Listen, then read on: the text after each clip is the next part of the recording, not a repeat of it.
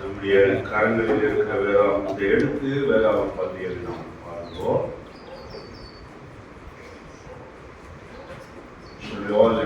Bible இந்த Bible போற இந்த நாளிலே நாம் எப்பொழுதும் பாடுகிற வண்ணமாக வேதத்திலே விலை மதியாத முத்துக்கள் உண்டு. ஆனா அதே ராகத்துல இன்னொரு அதாவது வார்த்தைகளோடு நாம் பாடுகிற சேம் எனக்கு பின்னாக சொல்லுங்கள். வேதத்திலே எப்பக்கம் பார்த்தாலும் இரக்கத்தை காண்பாய், துக்கம் துயரத்திலோ தூயர் வாக்கிதுவே, சோராமல் சொந்தமாகவே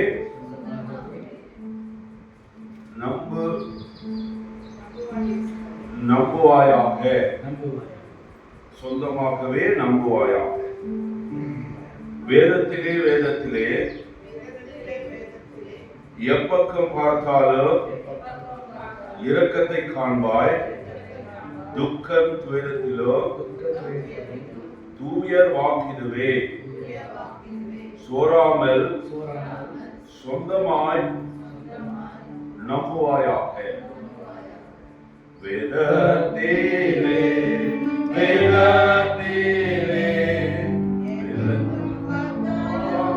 இரக்கத்தை காண்பாய், துக்கம் துயரத்தில் தூயர் வாக்கிதுவே, சோராமல் சொந்தமாய் நம்புவாயாக.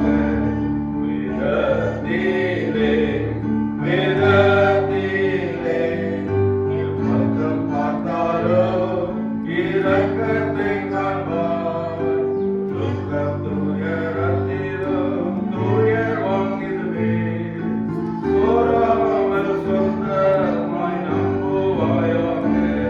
அதாவது நாம் சோர்ந்து போகாதபடி சொந்தமாய், அதாவது இந்த வேதத்தில் இருக்கிற எந்த பக்கத்தை பார்த்தாலும் அவருடைய இரக்கத்தை நாம் காணும்படியாக, நம்முடைய துக்கத்திலும் துயரத்திலும் இந்த வேதாகமத்தில் அவருடைய வாக்கு தத்தங்கள் அதை நாம் எப்பொழுதும் நம்பும்படியாக இந்த வேதாகம அளவு இருக்கிறது. இந்த நாட்களிலே இதை சரியாக பாடிவிட நாம் அன்றைய நாமத்தை மகிழ்ச்சிப்படுத்தும். இந்த நாளிலே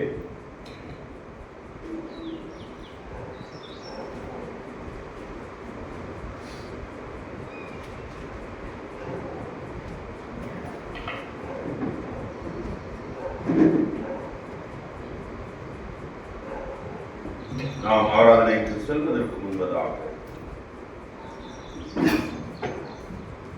பரிசுத்த வேதாகமத்திலிருந்து புதிய ஏற்பாட்டிலே ரோமருக்கு எழுதின நிருபம் 10ஆம் அதிகாரம். Before we go to the time of worship, let us all turn our Bibles to book of Romans, chapter 10, and we'll all read together from 11 to 13. நாம் யாவருமாய் சேர்ந்து 11 13 வரை சேர்ந்து வாசிப்போம். நாம் யாவருமாய் 11 13 வரை சேர்ந்து வாசிப்போம். Of Romans chapter 10 from verses 11 to 13 we'll all read together. அவரை விசுவாசிக்கிறவன் எவனோ அவன் வெட்கப்படுவதில்லை என்று வேதம் சொல்கிறது. யூதன் என்றும் கிரேக்கன் என்றும் வித்தியாசமே இல்லை. எல்லாருக்கும் கர்த்தராக இருக்கிற யாவருக்கும் கர்த்தரானவர் தம்மை தொழுது கொள்ளுகிற யாவருக்கும் ஐஸ்வர்ய சம்பரனாயிருக்கிறார். ஆதலால் கர்த்தருடைய நாமத்தை தொழுது கொள்ளுகிற எவனும் ரட்சிக்கப்படுவார். ஆண்டுடைய ஒத்தாசைக்காக நம்முடைய கண்களை மூடி நாம் ஜெபிப்போம். I request Chandrasekhar to lead us in prayer. Gracious Lord, Heavenly Father, we thank you, Lord, for this is the day the Lord has made and we shall rejoice in it. Thank you, Lord, for the 8 months of your grace and mercy, Lord, in difficult times which you have seen and helped us to come out of it, victoriously leading us to the 9th month of the first Sunday, the Lord's Day, to give you all the glory, the honor, and praise. Thank you for your living word today, Lord. It's going to come out from your throne of grace. Thank you for anointing your servant, Lord. Speak to us through Romans 10, verses 11 to 13. God of Lord's binding all the disturbing factors, Lord. I'm looking into you, author and perfect of our faith. Your living word is a double-edged sword which cleaves the spirit and the soul, the marrow and the joints. Help us, Lord, to look into you at all times, binding all the powers of distraction. Anoint your servant, hiding behind the cross, Lord Jesus. Thank you for your precious blood in this place, that we look into you, the author and perfect of our faith, with thanksgiving, asking and receiving much more in the most highly exalted name of my Lord Jesus, Savior. Amen. Amen.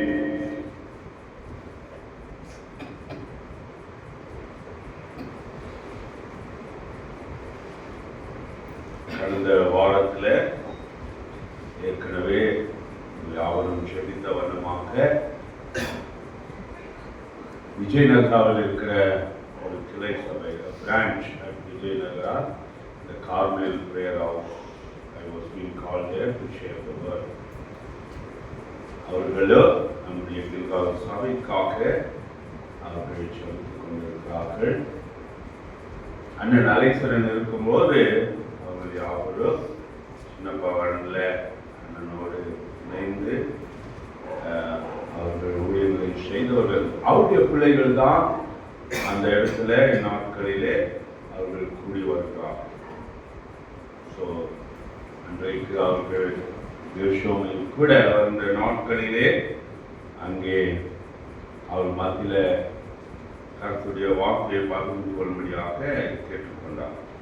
அன்பானவர்களே, இந்த நாளிலே நாம் வாசித்த பாகத்திலிருந்து ரோமர் 10ஆம் அதிகாரம் 11 13 வரை நாம் வாசித்தோம். அதில் பாருங்க, முதல் வசனத்துல அவரை விசுவாசிக்கிறவன் எவனோ அவன் வெட்கப்படுவதில்லை என்று வேதம் சொல்கிறது. Can you read it in English? For the scripture says, whoever believes on me will not be put to shame. Will not be put to shame. The scripture says, the word of God, the Bible says, whoever believeth in him will not put to shame. நாம் வாசிக்கிறோம் அல்லவா, சங்கீதம் 34:5 அவரை நோக்கி பார்த்த முகங்கள் வெட்கப்பட்டு போகிறது, பிரகாசம் அடைந்தன, அவைகள் வெட்கப்பட்டு போகவில்லை. Those who were looked unto him, their faces were radiant, but they were not put to shame. இந்த காலை வேளையிலே அவரை ஆராதிக்க வந்திருக்கிற நம்மை, நம்முடைய நிந்தைகளெல்லாம் புரட்சி போட்டு இந்த கில்காலிலே யாரெல்லாம் அவரை விசுவாசிக்கிறார்களோ அவர்கள் வெட்கப்படுவதில்லை என்று வேதம் சொல்லுகிறது என்று நாம் வாசிக்கிறோம். அன்பானவர்களே, பிள்ளைகளாகிய நாம் இந்த வேதத்தின் அடிப்படையில நம்முடைய வாழ்க்கையில அன்றாட ஜீவியத்துல அவருக்காக நாம் வாழும்போது, சாட்சியாக அந்நியர்கள் மத்தியில நாம் வாழும்போது, நாம் ஒருபோது வெட்கப்பட விடவே மாட்டோம். He will never ever put us to shame. நம்முடைய முன்னோர்களை பார்க்கிறோம், வேதாகமத்திலேயே பார்க்கிறோம், எப்படியாக நம்முடைய அதாவது முன்னோர்கள் விசுவாசத்தில் அவர்கள் என்னதான் ஆசீர்வாதங்களை அவர்கள் பெற்றுக்கொண்டார்கள். அதனால இங்க பார்க்கிறோம், யூதன் என்றும் கிரேக்கன் என்றும் வித்தியாசமே இல்லை, எல்லாருக்கும் கர்த்தரானவர் தம்மை தொழுது கொள்கிற யாவருக்கும் ஐஸ்வர்ய சம்பனராய் இருக்கிறார். இன்றைக்கு அவரை தொழுது கொள்ள வந்திருக்கிறோம். பாருங்க, நம்முடைய பாக்ஸிங் அங்கிளுக்கு ஆண்டு கொடுத்த ஒரு தரிசனம், அதாவது நாமும் கர்த்தரின் பரலோக குழு. அதுல யூதன் என்றும் இல்லை, கிரேக்கன் என்றும். எந்த அதாவது நிறமும் இல்லை, எந்த மொழியும் இல்லை. நாம் எல்லாரும் அவருடைய குடும்ப அதாவது நபர்களாக இருக்கிறோம். We are all being called as the children of God in His family. In the heavenly family it says. அந்த வாக்கியத்தை அறியும்படியாக அவருடைய பிள்ளைகளாகிய நம் ஒவ்வொருவருக்கும் தேவன் கொடுத்திருக்கிறார். அது எப்பொழுது அவரை விசுவாசிக்கும் போது. பாருங்க, அதே ரோமர் 1ஆம் அதிகாரத்துல பார்க்கிறோம். ரோமர் 1ஆம் அதிகாரம் 17ஆம் வசனத்துல விசுவாசத்தினாலே நீதிமான் பிழைப்பான் என்று எழுதியிருக்கிறபடி விசுவாசத்தினால் உண்டாகும் தேவ நீதி விசுவாசத்துக்கென்று அந்த சுவிசேஷத்தினால் வெளிப்படுத்தப்படுகிறது. பார்த்தீங்களா? அதாவது விசுவாசத்தினாலதான் நீதிமான் பிழைப்பான். The righteous shall live by faith. அவருடைய பிள்ளைகளாகிய நாம் அன்பின வாழ்க்கையில இன்றைக்கும் நாம் தைரியமாக திடமாக சொல்லக்கூடும், I live only by His faith. அவருடைய விசுவாசத்தினால்தான் நான் பிழைத்துக் கொண்டிருக்கிறேன் என்று நாம் சொல்லலாம். ஏனென்றால் பாருங்க, கடந்த வாரத்தில் ஆப்கானிஸ்தான்ல எவ்வளவு பெரிய ஒரு சேவை, அடிக்கடி பூமி அதிர்ச்சி நிமித்த எவ்வளவு நஷ்டங்கள், எவ்வளவு பேருடைய உயிர் இழக்கப்பட்டிருக்கிறது. இந்த மழை நிமித்தம் ஆப்கானிஸ்தான்ல, நம்முடைய பஞ்சாப்ல, ராஜஸ்தான்ல எல்லாம் எவ்வளவு பேர் மறுத்து போனார்கள். எவ்வளவு அந்த விவசாயிகளுடைய பிரயாசம் எல்லாம் அங்கே அங்கே அப்பிரயோஜனமாகிவிட்டது. ஆனால் அவருடைய பிள்ளைகளாகிய நமக்கு இந்த பெங்களூர் பட்டணத்துல இந்த கில்கால் சபையில அவரை ஆராதிக்கும்படியாக சுகத்தோடு பலத்தோடு ஆரோக்கியத்தோடு தேவன் வைத்திருக்கிறார். இதே ஒரு 4 வருடங்களுக்கு முன்பதாக ஒரு 2 hour தான் அதிகமாய் மழை பெய்தது. எவ்வளவு நமக்கு தெரியும். அந்த அதாவது சஜாப்பூர் ரோட்ல இந்த பக்கம் அந்த எண்ணூர் பண்டைய தாண்டி போகும்போது எப்படியெல்லாம் தண்ணீர் வீடுகள் எல்லாம் புகுந்து எவ்வளோ நஷ்டத்தை கொண்டு வந்து வெறும் 2 hour. ஆனால் ஆதியாகமத்தில் பார்க்கும்போது 40 நாள் இரவும் பகலும் ஓயாமல் மழை பெய்தது. அதனாலதான் அவர் நோவாவுடைய அந்த பேழைக்குள்ள அவருடைய குடும்பத்தையோ எல்லா ஜீவ ஜந்துக்களை ஜத்தையாக, அதாவது 2 அதுக்குள்ள அவர் கொண்டு போகும்படி சொல்லி இங்க பார்க்கிறோம். கதவை அடைத்தார், ஜன்னலையும் அடைத்தார். அப்போ அந்த 40 நாள் மழை வெறும் தண்ணீர் தான் தெரிகிறதாம். இன்னுமாய் ஒரு 7 நாள் அந்த மழை அவர் நிறுத்தின பிறகு 7 நாள் காத்து கொண்டிருந்தார். முதலாவது காவை அனுப்புகிறார், திரும்பி வருவது, அதாவது வருவது இல்லை. புறாவை அனுப்புகிறார், அப்பொழுது அது ஒரு சிலையை கொண்டு வரும். சின்ன ஒரு மரத்தில் ஒரு இதழை கொண்டு வரும். அப்பொழுது தண்ணீரானது சற்று இறங்கி இருக்கிறது. பூமி காய்ந்த நிலமாய் ஆகும் பொழுதுதான் நாம் ஆதியாகமம் 8ஆம் அதிகாரத்தில் வாசிக்கிறோம்.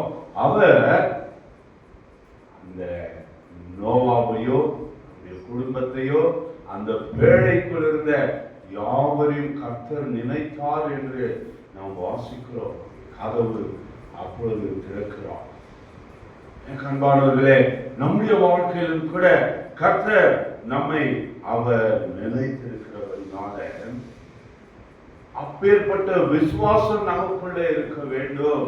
விசுவாசத்தினால நீதிமான் பிழைப்பான் என்று எழுதியிருக்கிறபடி விசுவாசத்தினால் உண்டாகும் தேவ நீதி விசுவாசத்துக்கென்று அந்த சுவிசேஷத்தினால் வெளிப்படுத்தப்படுகிறது.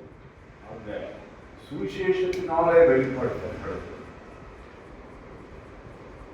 அதனால அவருடைய பிள்ளைகளாகிய நமக்கு விசுவாசம் என்பது நம்முடைய வாழ்க்கையில மிகவும் ஒரு முக்கியமான ஒரு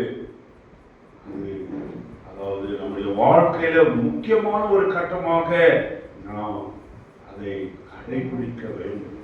என்ன வந்தாலும் அவரை விசுவாசிக்கிற பிள்ளைகளாக நாம் இருக்க வேண்டும். முக்கியமானவர்களே, நாம் பார்க்கிறோம் அப்போஸ்தலர் 16ஆம் அதிகாரத்துல பவுல் சீலாவை அவர்கள் சிறையில அவர்கள் போட்ட பிறகு எப்படியாக தேவ தூதன் அங்கே வந்து அவர்களை கட்டப்பட்டிருந்த சங்கிலிகள் எல்லாம் அங்கே அமுக்கப்படுகிறது.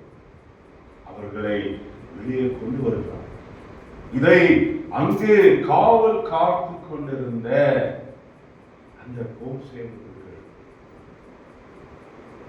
அவர்கள் அதாவது பயந்து அவர்கள் அங்கே தேவ தூதன் செய்கிறதை பார்க்கிறார்.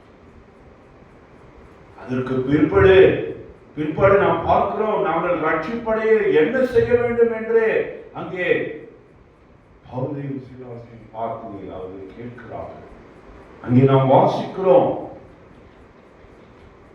கர்த்தராகிய இயேசு கிறிஸ்துவை நீயும் உன் வீட்டாரோ, அதாவது நீ விசுவாசிப்பாயானால் கர்த்தராகிய இயேசு கிறிஸ்துவை நீ விசுவாசி, அப்பொழுது நீயும் உன் வீட்டாரும் ரட்சிக்கப்படுவீர்கள். Believe in the Lord Jesus Christ, you and your family will be saved. பார்த்தீங்களா? ஒரு பாவி ரட்சிப்படைவது நிமித்தம் பரலோகத்தில் மிகுந்த சந்தோஷம் உண்டாகிறது. சகேயு வாழ்க்கையில பார்க்கிறோம், என்ன சொல்கிறார்? எல்லார் மத்தியில அவன் தன் பாவத்தை அறிக்கை செய்வது, எழுந்து நின்று அவன் தைரியமாக நான் யாரிடத்திலெல்லாம் தவறாக நான் பணத்தை வாங்கினோ அவர்களுக்கு இரட்சத்தனையாய் நான் திருப்பி கொடுக்கிறேன் என்று அந்த இடத்துல எல்லாரும் மத்தியில அவர் அறிக்கை செய்கிறார். ஆனா அவர் கூட இருந்தவங்க என்ன சொல்றார்? இவர் பாவிகளுடைய வீட்டுக்கு போயிருக்கிறார், அவர்களோடு அமர்ந்து கொண்டிருக்கிறார். ஆனால் அந்த நாளிலே அவன் சொல்லுகிற காரியத்தின் நிமித்தம் இன்றைக்கு இவனும் ஆபிரகாமுடைய குமாரன் என்று கருதப்பட்டான். இன்று இந்த வீட்டுக்கு ரட்சிப்பு வந்தது. அவன் விசுவாசித்தான். பிரியமானவர்களே, அதனால விசுவாசம் என்பது நம்முடைய வாழ்க்கையில ரொம்ப முக்கியமான ஒரு காரியம். இன்னுமாய் நாம் பார்க்கும்போது இயேசு கிறிஸ்துவானவர் நாம் யோவானின் சுவிசேஷத்துல நாம் பார்க்கிறோம், அந்த 11ஆம் அதிகாரத்துல அந்த பேத்தனில, அதாவது மரியாள் மார்த்தா லாசருடைய வீட்டுக்கு அடிக்கடி அவர் சொல்லுகிறவர், அங்கே நடக்கிற காரியத்தை எல்லாம் நாம் அறிந்திருக்கிறோம், அநேக தடவை நாம் கேட்டிருக்கிறோம். ஆனால் அந்த இடத்துல மார்த்தாளை பார்த்து அவர் என்ன கேட்கிறார் பாருங்கள். அந்த யோவானின் சுவிசேஷம் 11ஆம் அதிகாரம் 40ஆம் வசனம், Gospel according to John chapter 11 verse 40. Can you read it?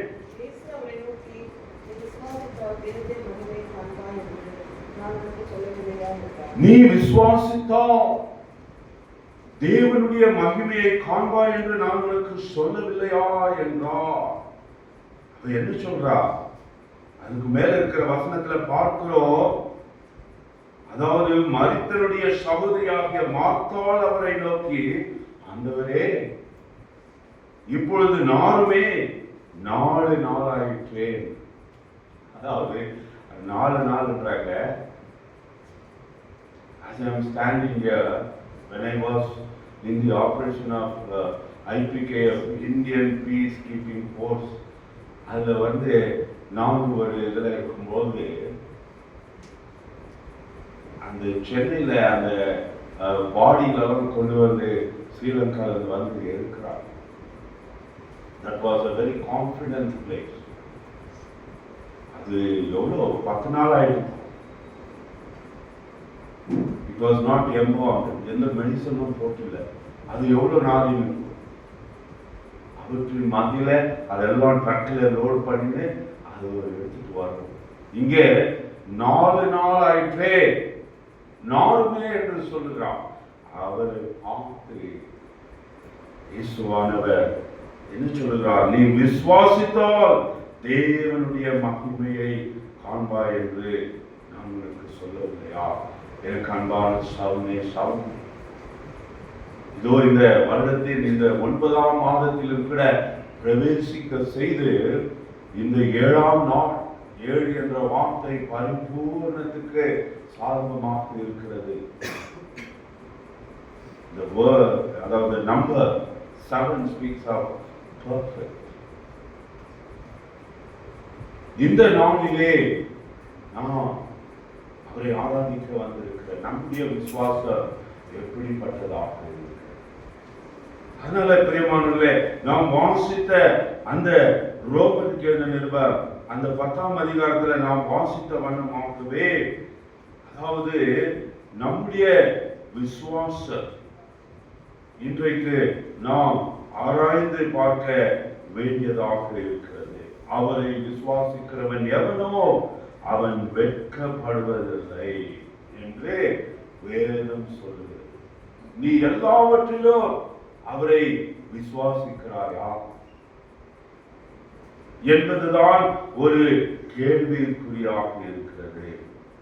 அது மாத்திரமல்ல, நாம் வாசிக்கிறோம் அங்கே 12ஆம் வசனத்துல யூதன் என்றும் கிரேக்கன் என்றும் வித்தியாசமே இல்லை, எல்லாருக்கும் கர்த்தரானவர் தம்மை தொழுது கொள்கிற யாவருக்கும் ஐஸ்வர்ய சம்பூரணனாக இருக்கிறார். அதனால தொழுது கொள்ளணும், அவரை ஆராதிக்கணும். ஆண்டவர் அதாவது ஸ்தோத்திர பலிகளிலே அவர் மகிமைப்படுவார். அவருக்கு வேற எந்த பலியிலோ அவர் விரும்புவதில்லை என்று நாம் வாசிக்கிறோம்.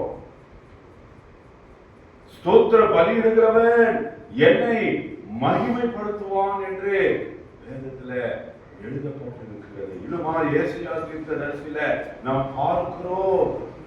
இந்த ஜனங்களை எனக்கென்று நான் தெரிந்து கொண்டேன், இவர்கள் என் துதியை சொல்லி வருவார்கள். பார்த்தீங்களா, நம் மீது எவ்வளவு அவருக்கு ஒரு அன்பு இருந்தால், நம்முடைய விசுவாசத்தின் மீது எவ்வளவு அவருக்கு ஒரு திடமனது இருந்தால், இவர்கள் என் துதியை சொல்லி வருவார்கள். அன்பானவர்களே, அவரை துதிக்கும்படியாக தான் அவருடைய சமத்துல ஒவ்வொரு வாரமும் ஆண்டவருடைய நாளிலே நாம் இப்படியாக கூடி வந்து தனிப்பட்ட முறையில அவரை நாம் ஆராதிக்கிறோம். இந்த ஒரு அதாவது சலுகை எந்த ஒரு அதாவது டினாமினேஷன்களும் கிடையாது.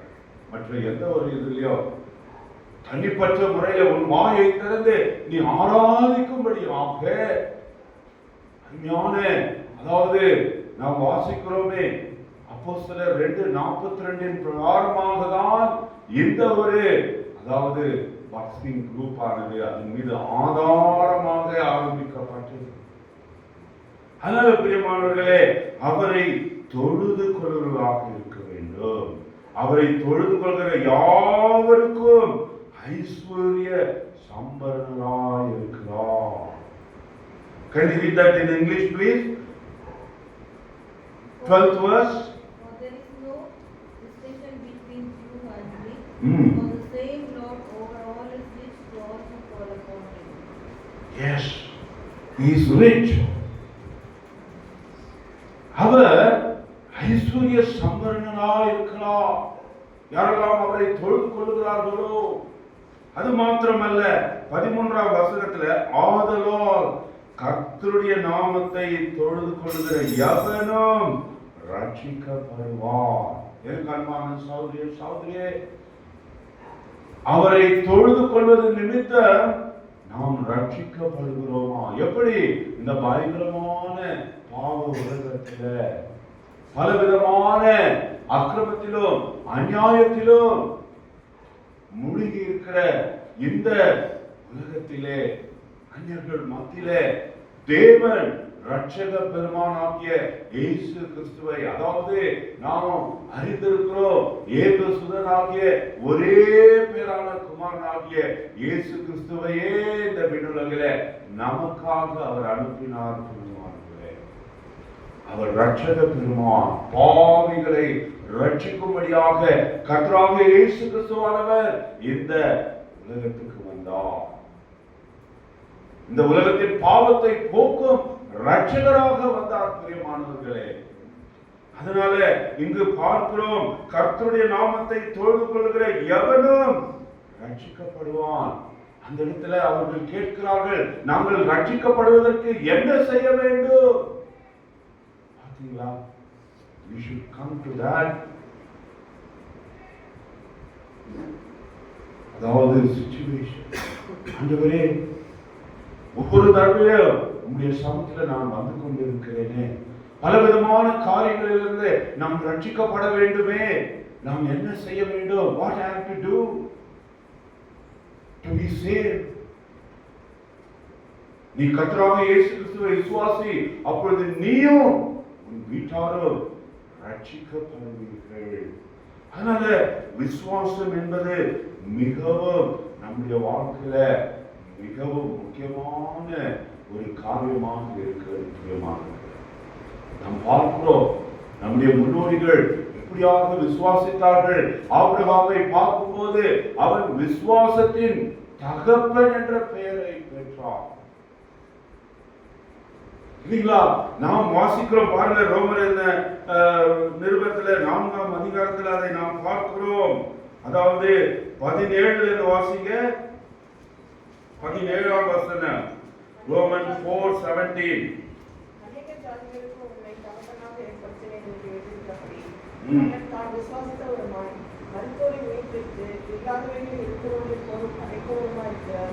தேவனுக்கு முன்பாக நாம் எல்லாருக்கும் தகப்பனானார். சந்ததி இவ்வளவா இருக்கும் என்று சொல்லப்பட்டபடியே தான் அநேக ஜாதிகளுக்கு தகப்பனாவதை நம்புவதற்கு எதிர்த்தான் வேண்டும்.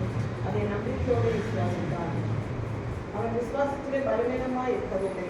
அவன் ஏறக்குரிய 100 வயதுள்ளவராய் இருக்கும்போது தன் சரீரம் செத்துப் போனதையும் சாராவுடைய கர்ப்பம் செத்துப் போனதையும் எல்லாம் தெரிந்தான். அவன் விசுவாசத்திலே பலவீனமாய் இருக்கவில்லை. He was not weak in faith. நாம் எவ்வளவு தடவை நம்முடைய விசுவாசத்துல நாம் பலவீனமாக காணப்படுகிறோம். ஆனால் இங்கே வேதம் சொல்கிறது, அவனுக்கு ஏது இல்லாது இருந்தோ, அதாவது நம்புவதற்கு ஏது இல்லாது இருந்தோ அதை நம்பிக்கையோடு விசுவாசித்தான். அப்பேற்பட்ட விசுவாசத்தை தான் இந்த காலை வேளையில நம் ஒவ்வொரு இடத்துல ஆண்டவர் எதிர்பார்க்கிறார். பிரியமானவர்களே, yes, dearly beloved, the Lord wanted to look to the people who have such a faith. He is expecting from each and every one of us. அப்பேற்பட்ட விசுவாசத்தை தான் தேவன் நம்மிடத்தில் இருக்கிற அவர் எதிர்பார்க்கிறவராய் இருக்கிறார். அதை இன்னுமாய் பாருங்க, அந்த 20ஆம் வசனத்துல தேவனுடைய வாக்குத்தத்தத்தை குறித்து அவன் அவிசுவாசமாய் சந்தேகப்படாமல். இவ்வளவு காரியங்களிலே நமக்கு அந்த சந்தேகம் என்ற ஒரு பொருள் நம்முடைய வாழ்க்கையில உருவாகி விடுகிறது. The spirit of doubting is very dangerous for a Christian believer. ஆண்டவருடைய விசுவாசியாகிய, கிறிஸ்துவ விசுவாசியாகிய உனக்கு அந்த சந்தேக ஆவி இருக்குமானால் உன் வாழ்க்கையில அநேக ஆசீர்வாதங்களை இழந்து விட்டவனாக காணப்படுவார். Very dangerous. The spirit of doubting is very, very, very dangerous.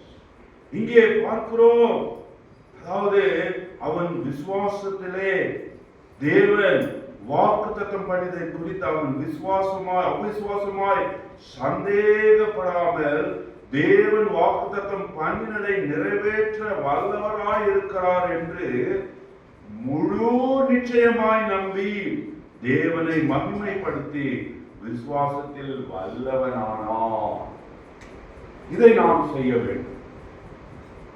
நாம் விசுவாசிகள் என்று நாம் சொல்லுகிறோமே, இங்கே சொல்லுகிற வண்ணமாக அவன், அதாவது தேவன் அவர் வாக்குத்தத்தம் பண்ணினதை நிறைவேற்ற வல்லவராய் இருக்கிறார் என்று முழு நிச்சயமாய் நம்பி தேவனை மகிமைப்படுத்தி விசுவாசத்தில் வல்லவனானான். அது அவனுக்கு நீதியாக தோன்றுகிறது. நமக்கு நீதியாக எது தோன்றுகிறது? உன் விசுவாசமே உன்னை ரட்சித்தது. நீ சமாதானத்தோட போ, உன் வேதனை நீங்கி, அதாவது சுகமாயிரு என்று அந்த 12 வருடம், அதாவது பெரும்பாலும் அந்த ஸ்திரியை பார்த்து இயேசு கிறிஸ்துவானவர் சொல்லுகிறார், your faith has made you whole. எனக்கு அன்பானவர்களே, அந்த விசுவாசத்தில் தான் தேவன் நம் ஒவ்வொருத்தில் எதிர்பார்க்கிறார். எவ்வளவு வேதனை பட்டிருப்பார், உன் வேதனை நீங்கி சுகமாயிரு என்று தேவன் சொல்கிறார். சமாதானத்தோடு போ, go in peace. அசமாதானமான காரியங்களாலே நாம் ஒவ்வொரு நாளும் நாம் அலங்கரித்துக் கொண்டிருக்கிறோம். ஆனால் சமாதானத்தின் தேவன் Shalom may rule our hearts and minds. நம்முடைய சிந்தனைகளையும் நம்முடைய இருதயங்களையும் சமாதானத்தின் தேவன் தாமே ஆள கடவுள். அந்த ஸ்திரியை பார்த்து சொல்லுகிறார். அதற்காக நாம் அன்றைக்கு பார்த்தோம், புதன்கிழமை அன்று சபை ஜபத்துல தன்னிடத்தில் இருந்ததை எல்லாம் அவள் செலவழித்து ஒன்றும் பிரயோஜனம் இல்லாமல் மிகவும் மனம் நொந்தவளாக வெறுத்தவளாக அவள் இருந்த நிலைமையில அவளுடைய வஸ்திரத்தின் ஓரத்தை ஆகிலும் நான் தொட்டால் சுகமாவே என்ற விசுவாசம் அவளுக்குள்ள இருந்தது. இவ்வளவு தைரியம் பாருங்க. அந்த கும்பல்ல வந்து அவள் செய்ய நினைத்ததை அவர் செய்து முடிக்கிறார். எப்படி நாம் பாடினோமே, கர்த்தர் எனக்காக யாவையும் செய்து முடிப்பார். சங்கீதம் 138:8 அவர் கிருபை என்றும் உள்ளது. தேவரீர் உம்முடைய கரங்களில் கிரியையை நகழ விடாதீரோ. கரத்தின் கிரியை அவர் நம்முடைய வாழ்க்கையில என்ன செய்ய நினைத்திருக்கிறாரோ அதை ஒருபோதும் எங்களை விட்டு விலகாது இருக்க செய்யும். அவருடைய கரத்தின் கீழே அவ்வளவு வல்லமை இருக்கிறது பிரியமானவர்களே. அதனால அது மாத்திரமல்ல, நாம் வாசிக்கிறோம், எபிரேயர்ல பார்க்கிறோம், எவ்வளவு பேர் பட்டியலே அங்கே கொடுத்திருக்கிறது பாருங்க. எபிரேயர் 11ஆம் அதிகாரத்துல we see in book of Hebrews chapter 11 we know, we all know, we read many times, there are so many our heroes of faith are there. பாருங்க, முதலாவது வசனமாக வாசிங்க. விசுவாசமானது நம்பப்படுகிறவர்களின் உறுதியும் காணப்படாதவர்களின் நிச்சயமுமாய் இருக்கிறது. அதனால முன்னோர்கள் நற்சாட்சி பெற்றார்கள். அவர்கள் விசுவாசத்திலே, அதாவது திடமாய் நின்றபடினால அவர்கள் நற்சாட்சி பெற்றார்கள். விசுவாசமானது நம்பப்படுகிறவர்கள் உறுதியும் காணப்படாதவர்கள் நிச்சயமாய் இருக்கிறது. நாம் காணாததை விசுவாசிக்கிறோம் அல்லவா? நாம் எவ்வளவு விசேஷித்தவர்களாக இருக்கிறோம். அவர் பிறப்பை நாம் காணவில்லை. அவர் இந்த விண்ணுலகிலே வாழ்ந்த போது அவர் செய்த அதிசயங்களையும் அற்புதங்களையும் நாம் நம்முடைய கண்ணார பார்க்கவில்லை. ஆனாலும் நாம் விசுவாசிக்கிறோமே. நாம் எவ்வளவு விசேஷித்தவர்களாக இருக்கிறோம் பிரியமானவர்களே. we are peculiar people, separated people, பிரித்தெடுக்கப்பட்ட ஜனங்களாக இருக்கிறோம். அப்படி என்றால் when we are separated, how is our appearance? நாம் பிரித்தெடுக்கப்பட்ட ஜனங்களாக இருக்கும்போது நம்முடைய எல்லா விதமான நடையில, பாவனையில, நாம் வித்தியாசமாக காணப்பட வேண்டும். We are not of the world என்று வேதம் சொல்லுகிறது. நாம் உலகத்தார் அல்ல என்று ஒவ்வொரு தடவையும் நமக்கு வேதம் உணர்த்துகிறது. பிரியமானவர்களே, நாம் பிரித்தெடுக்கப்பட்ட ஜனங்களாக இருக்கிறோம். அதனால அந்த விசுவாசத்துல நாம் நிலை நிற்க வேண்டும். இன்னுமாய் பாருங்க, 6வது வசனம் எபிரேயர் 11:6. விசுவாசம் இல்லாமல் தேவனுக்கு பிரியமாயிருப்பது கூடாத காரியம். ஏனென்றால் தேவனுக்கு சேர்க்கிறவன் அவன் உண்டென்றும் அவன் தன்னை தேர்ந்தவர்களுக்கு பலன் அளிக்கிறவர் என்றும் விசுவாசிக்க வேண்டும். விசுவாசிக்க வேண்டும். அவர் உண்டென்றும் அவரை தேடுகிறவர்களுக்கு அவர் பலன் அளிக்கிறார் என்று நாம் விசுவாசிக்க வேண்டும். விசுவாசம் இல்லாமல் தேவனுக்கு பிரியமாயிருப்பது கூடாத காரியம். நீ என்னன்னா முயற்சி செய்துப்பா, you cannot. Without faith you cannot enter into the kingdom of God. அவருடைய ராஜ்யத்துக்குள்ள நீ பிரவேசிக்கவே முடியாது. அவர்தான் சொல்லிவிட்டார், நானே வழியும் சத்தியமும் ஜீவனுமாய் இருக்கிறேன், என்னை அன்றி ஒருவனும் பிதாவிடத்துல சேரான். He cannot enter into the kingdom of God without me. He cannot go to the heavenly Father without me, because He is our way, He is our truth, and He is our life. நம் ஒவ்வொருடைய வாழ்க்கையில இந்த விண்ணுலகிலே நாம் வாழ்ந்து கொண்டிருக்கிறோமே, அவர்தான் நமக்கு வழி, அவர்தான் நமக்கு சத்தியம், அவர்தான் நமக்கு ஜீவன். நீங்கள் சத்தியத்தை அறிவீர்கள், சத்தியம் உங்களை விடுதலை ஆக்கும். வாலிப சகோதரனே சகோதரியே, oh young brothers and sisters, you shall know the truth. Until you know the truth, every day when you sit under the feet of Lord Jesus Christ, like Mary, அவருடைய பாதத்தில் அமர்ந்திருந்து தன்னை விட்டு எழுப்படாத அந்த நல்ல பங்கை தெரிந்து கொண்டது போல நீ எப்பொழுது தெரிந்து கொள்வாயோ அப்பொழுதுதான் நீ ரட்சிக்கப்படுவாய். அவருடைய மகனாக நீ வாழ முடியும். இந்த பயங்கரமான நாட்களிலே இதுவே வழி, இதுல நடுங்கள் என்று உங்களுக்கு பின்னாக சொல்லுகிற ஓசையை கேளுங்கள் என்று அங்கே நாம் வாசிக்கிறோம் அல்லவா? ஏசாயா தீர்க்கதரிசியின் புத்தகத்தில் நாம் வாசிக்கிறோம். 21ஆம் அதிகாரத்தில் 30ஆம் வசனத்துல, நீங்கள் வலதுபுறமாய் சாயும் பொழுதோ இடதுபுறமாய் சாயும் பொழுதோ, வாலிப வயதுல பலவிதமான காரியங்கள் நமக்கு முன்னாக வலதுபுறமும் இடதுபுறமும் இருக்கும். ஆனால் நீ சாயாமல் வழி இதுவே என்று நீ நடக்கும்போது நிச்சயமாக அவர் சொன்ன வண்ணமாகவே அந்த பிதாவிடத்துல நீ சேர முடியும். பிரியமானே, அதனால விசுவாசம் இல்லாமல் தேவனுக்கு பிரியமாய் இருப்பது கூடாத காரியம். அதனால இந்த நாளை, இந்த நிமிஷத்தை நீ நழுவ விடாதே. Don't postpone it. If you are still not having faith, if you are not still believing, today make a decision. This day will not come again in your life. This is the day of salvation என்று வேதம் சொல்கிறது. இதுவே ரட்சிப்பின் நாள். Today decide yourself. ஏனென்றால் வாசிக்கிறோம், the time is not in our hand. பாருங்க, சங்கீதம் 31:15 வசனத்தை வாசிங்க. தாவீது ராஜா சொல்லுகிறான், என்னுடைய காலங்கள் உம்முடைய கரத்தில் இருக்கிறது என்று சொல்லுகிறான். பாருங்க 31:15. போதுங்க, என்னுடைய காலங்கள் உம்முடைய கரத்தில் இருக்கிறது. நம் ஒவ்வொருடைய இன்று அமர்ந்திருக்கிற இந்த கில்கால் சபையில இருக்கிற நம் ஒவ்வொருடைய காலங்கள் ஆண்டவருடைய கரத்தில் இருக்கிறது. பிரியமானவர்களே, அதனால மிகவும் ஜாக்கிரதையாக இந்த விண்ணுலகிலே நாம் வாழ வேண்டும். ஏனென்றால் அவர் வரும்பொழுது நம்மை பார்த்து நான் உன்னை அறியேன் என்று சொல்வதற்கு பாத்திரங்களாக ஆகக்கூடாது. I know not you. If you say that, where we will be? Can we able to reply to him? ஆண்டவரே,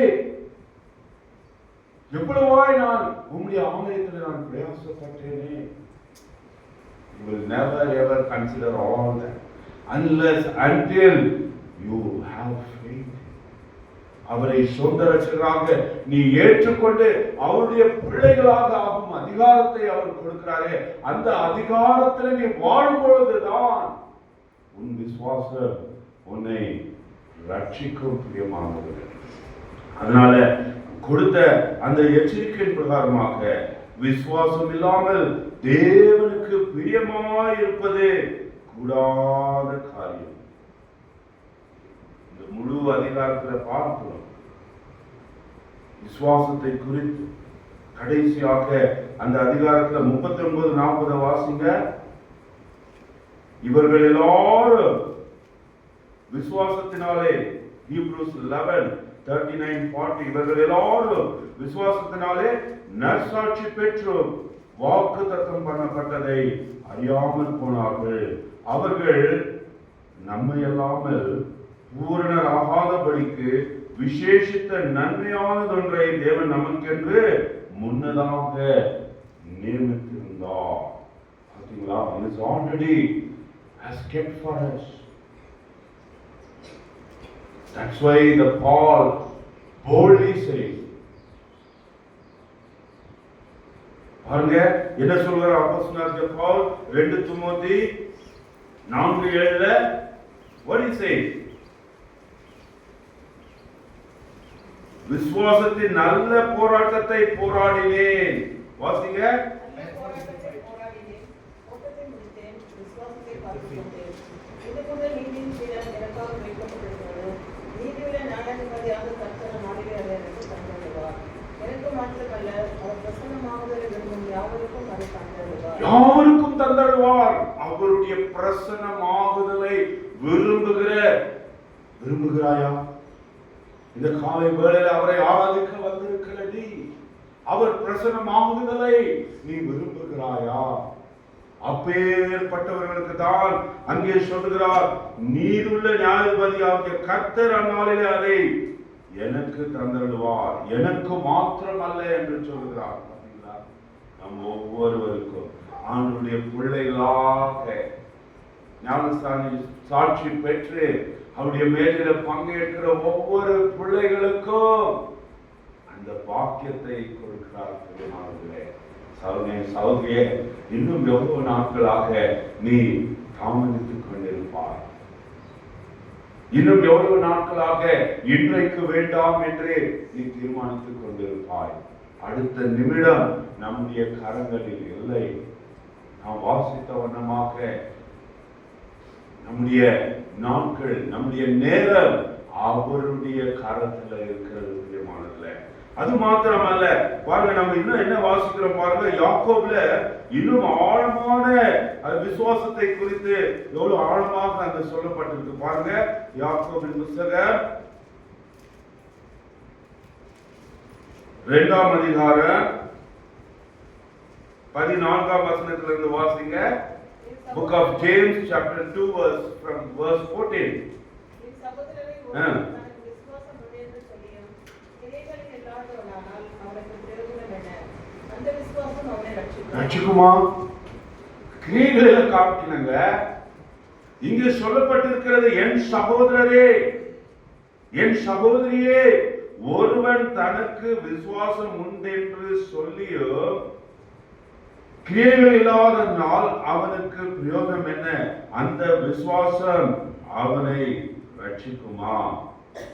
பாருங்க, இங்க எழுதியிருக்கு 15ஆம் வசனத்துல, ஒரு சகோதரனாவது சகோதரியாவது வஸ்திரம் இல்லாமலும் அனுதின ஆகாரம் இல்லாமலும் இருக்கும்போது உங்களில் ஒருவன், நம்மை பார்த்து சொல்கிறார், இன்றைக்கு அவருடைய சமத்தில் அவரை ஆராதிக்க வந்திருக்கிற நம்மை பார்த்து சொல்கிறார் என்னவென்று, அதாவது உங்களில் ஒருவன் அவர்களை நோக்கி, நீங்கள் சமாதானத்தோடு போங்கள், குளிர் காய்ந்து பசியாயிருங்கள் என்று சொல்லியும் சரீரத்துக்கு வேண்டியவைகளை அவருக்கு கொடாவிட்டால் பிரயோஜனம் என்ன?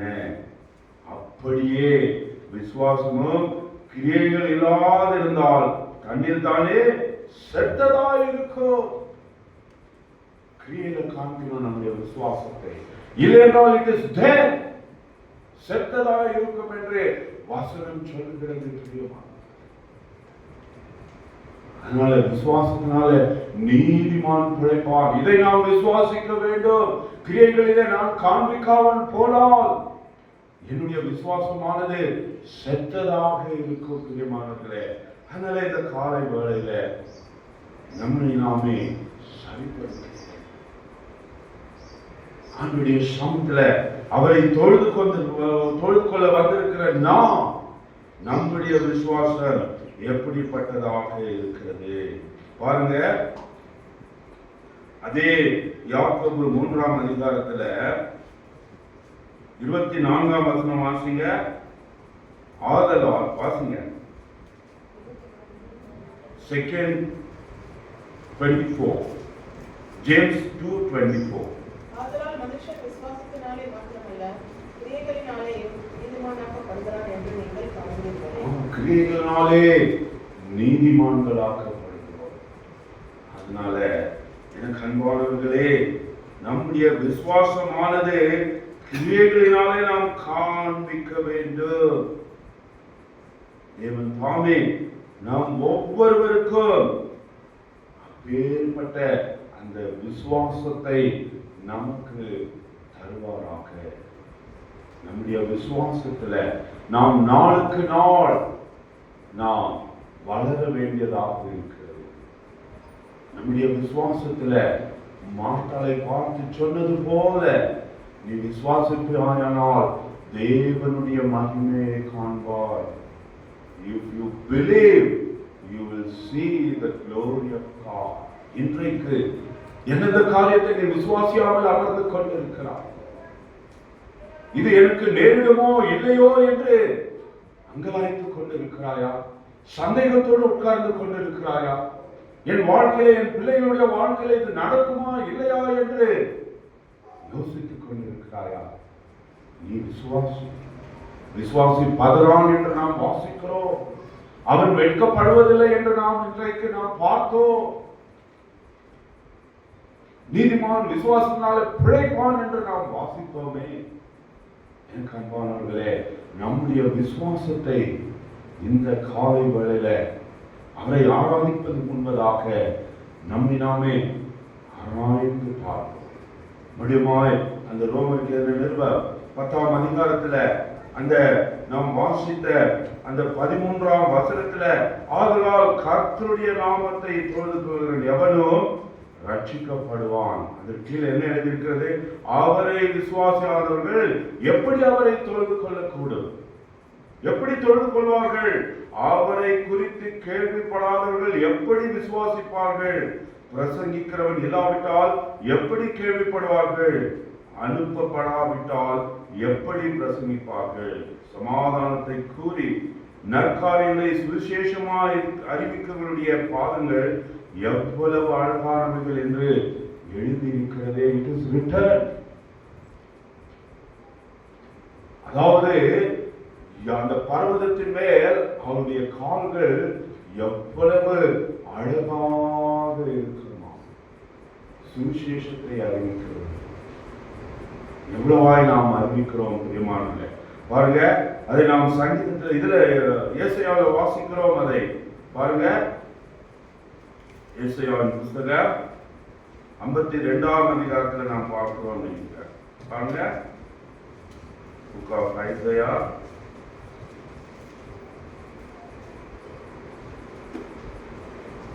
7.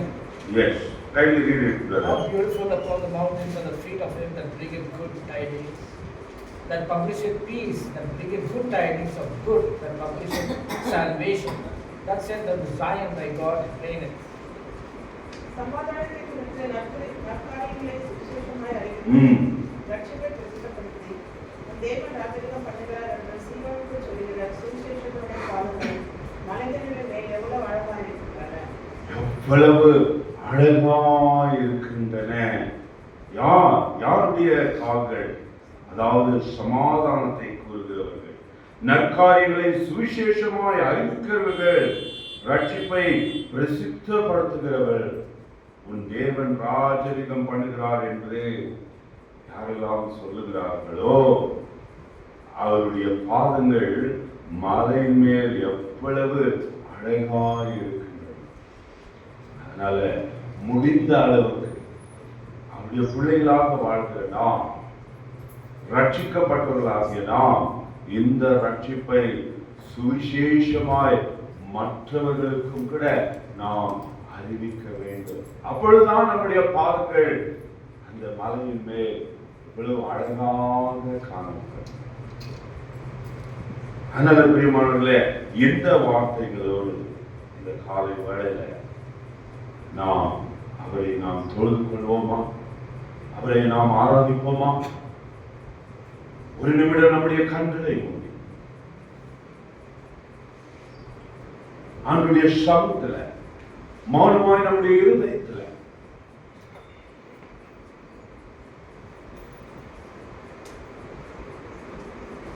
ஆண்டவரே, தேவனே, உம்மை விசுவாசித்த நாள் முதல் இந்த நாள் வரை என்னுடைய விசுவாசம் எப்படியாக இருக்கிறது என்று நீர் அறிந்திருக்கிறீர். ஏனென்றால் நீர் இருதயத்தை ஆராய்ந்து பார்க்கிறது. எங்கள் ஒவ்வொருவரையும் உள்ளங்கையிலே வரைந்திருக்கிறவராக இருக்கிறீர். நாங்கள் இன்னார் என்று நீர் அறிந்திருக்கிறீரே. சங்கீதம் 139 சொல்லுகிற வண்ணமாக உமக்கு மறைவான காரியம் ஒன்றும் இல்லை. இந்த கில்கால் சபையில உம்முடைய பிள்ளைகளாகிய எங்களுடைய வாழ்க்கையில எங்கள் ஒவ்வொருடைய என்னுடைய விசுவாசம் உம்முடைய பார்வைக்கு எப்படியாக காணப்படும்? குறைவுள்ளவனாக இருக்கிறான். தயவாய் தயவாய் என்னை மன்னிக்க. உமக்கு பிரியமில்லாதது என்று நாம் வாசிக்கிறோமே. உம்மை விசுவாசியாமல் போனால் எவ்வளவு நஷ்டம் என்று சத்திய வேதாகமத்தில் எழுதப்பட்டிருக்கிறது. அதனால விசுவாசத்தினால் நீதிமான் பிழைப்பான் என்று நாம் வாசிப்போமே. அதனால எங்களை பிழைக்க செய்யும். நாங்கள் விசுவாசத்துல நாங்கள் வேறொன்றை வளர எங்களுக்கு நீ உதவி செய்யும் என்று நாம் கேட்போமா? அவரை ஆராதிப்பதற்கு முன்பதாக நம்மை நாமே ஒப்புக் கொடுப்போம். ஆண்டவரே, என்னுடைய விசுவாசத்துல குறைவுகளை நீர் நிறைவாக்கும் ராஜா. உம்மை விசுவாசிக்க இந்த வினோதங்களே எந்த காரியத்திலும் நான் வெட்கப்பட்டு போகாதபடி என்னை நடத்தும் என்று ஒப்புக் கொடுத்து அவரை உண்மையோடு அவையோடு நாம் தொழுது கொள்வோமா? இந்த வருடத்துல நம்மை 9ஆம் மாதத்துல கூட பிரவேசிக்க செய்து விட்டார். இந்த 7ஆம் நாளை கால உதவி செய்தார். ஒவ்வொரு நாளும் நான் விசுவாசத்துல வளர எனக்கு உதவி செய்யும் என்று கேட்டு ஒரு நிமிடம் மௌனமா இருந்து அதற்கு பிற்பாடு சிறு பிள்ளைகள் ஆராதித்த பிறகு சண்டே ஸ்கூல் டீச்சர், அதற்கு பிற்பாடு வாலிப பிள்ளைகளுக்கு முதலாவதாக நாம் நேரத்தை கொடுப்போம். After children worship, then teacher, then we'll give preference to the youngsters to worship, then followed by one brother, one sister, like that we'll worship. Shall we worship the Lord?